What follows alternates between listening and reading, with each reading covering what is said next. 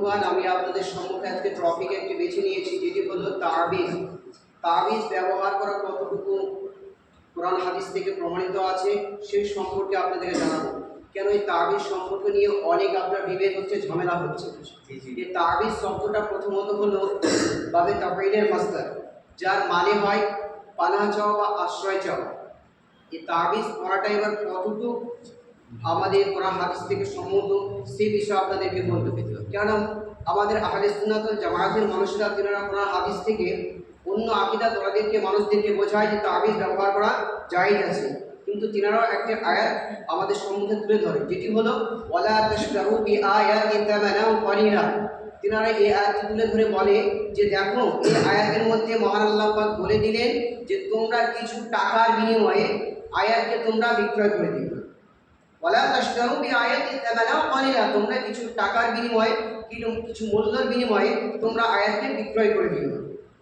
তো এখান থেকে কিছু কিছু আলেমদেরকে আপনার বুঝিয়ে এমন করে দেয় যে সত্যি তো বলা হয়েছে, যার ব্যাখ্যা এরকম তার মানে নিশ্চয় আমরা ভুল করি, এটা বলে। কিন্তু নয়, যখন আপনি এই আয়াতের তাফসির খুলবেন, এই তাফসিরে যখন আপনি যাবেন, এই আয়াতের মধ্যে বলা হয়েছে কোন আয়াত? কোরআনের আয়াতকে বিক্রয় করার কথা এখানে বলা হয়নি। যদি আপনি তাফসিরে যান তো বলা হয়েছে এই আয়াত কোরআনের আয়াত নয়, বরঞ্চ তৌরাত এবং ইনজিলের মধ্যে নবী পাক সাল্লাল্লাহু তাআলা আলাইহি ওয়াসাল্লাম বিশ্বনবী তিনার এত শান ও মর্যাদার কথা বর্ণনা করা হয়েছিল।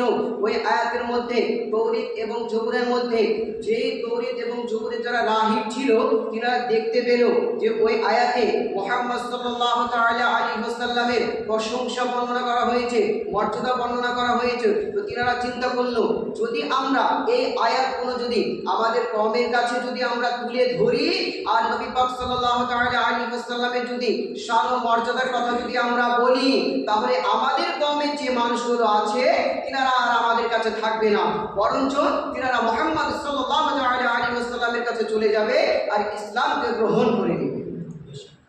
এই জন্য তিনারা কি বললেন যে ওই আয়াতকে তারা আর বললেন না, চুপ থেকে গেলেন।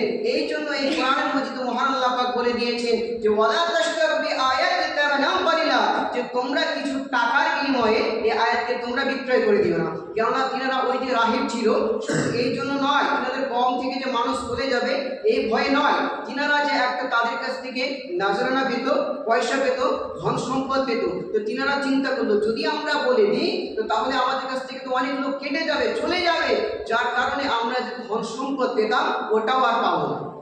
এই জন্য তিনারা কি করলো যে ওই ব্যাখ্যা বলতো না। যদিও বা বলতো তো কেমন করে বলতো?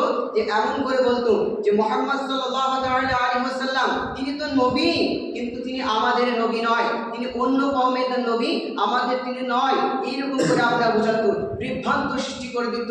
এইখান থেকে আমরা বুঝতে পারলাম যে তাবিজ যদি আমরা ব্যবহার করি, এই কোরআনের আয়াতকে বলা হয়নি, বরঞ্চ বলা হয়েছে ওই তৌরাত এবং ইনজিলের ওই আয়াতকে বিক্রয় করার কথা মহান আল্লাহ পাক মানা করেছে।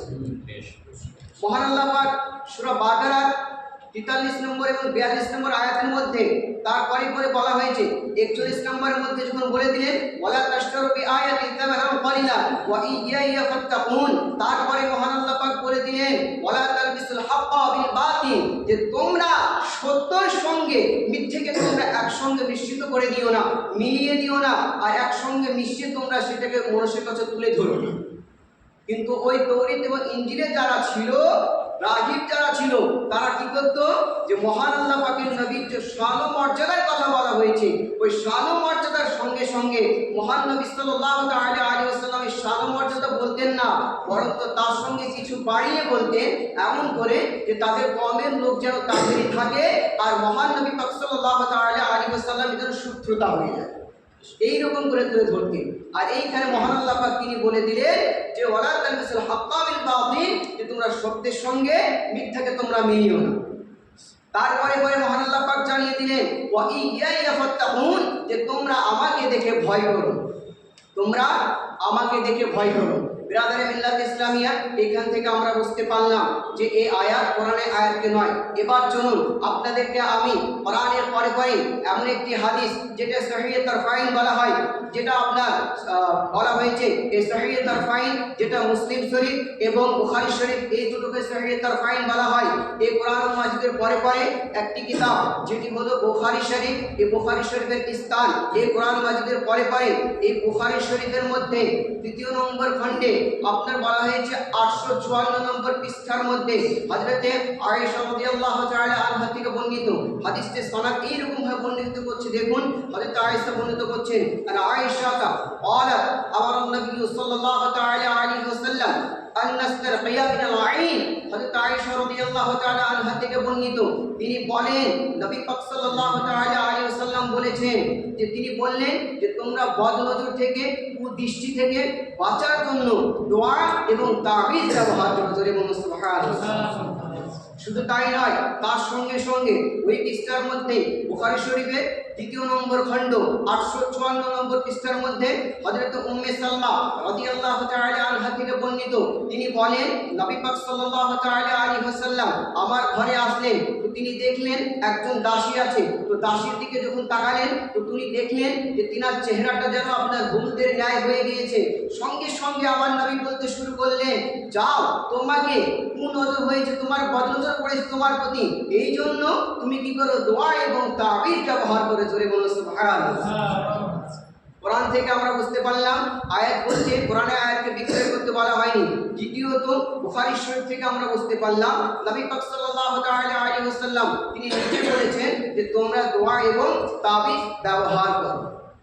তো বিরাদারে মিল্লাত ইসলামিয়া, তাবিজ ব্যবহার করা এখান থেকে আমরা বুঝতে পারলাম জায়েজ, এটা কোনো গুনাহের কাজ নয়। কিন্তু এখানে শর্ত এরকম করে বলা হয়েছে, ওই যে তাবিজ যদি হয় তো মহান আল্লাহ পাকের যেন সিফাতি নাম হয়, তার সঙ্গে বা কোনো একটি কোরআনের আয়াত হয়, এইরকম যদি তাবিজের মধ্যে ব্যবহার করতে পারে তো ব্যবহার করতে পারে।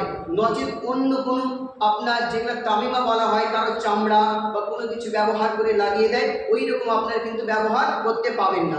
যদি ব্যবহার করেন তো মহান আল্লাহ পাকের আপনার সিফাতি নাম বা কোনো কোরআনের আয়াত দ্বারা সেই রকম করে তাবিজ বানিয়ে যদি ব্যবহার করেন তো এই তাবিজ ব্যবহার করা জায়েজ আছে। এই বলে আমার বক্তব্য ইতি করছি, বলার মধ্যে ভুল পাঠি ক্ষমা পাঠি। আসসালামু আলাইকুম ওয়া রাহমাতুল্লাহ।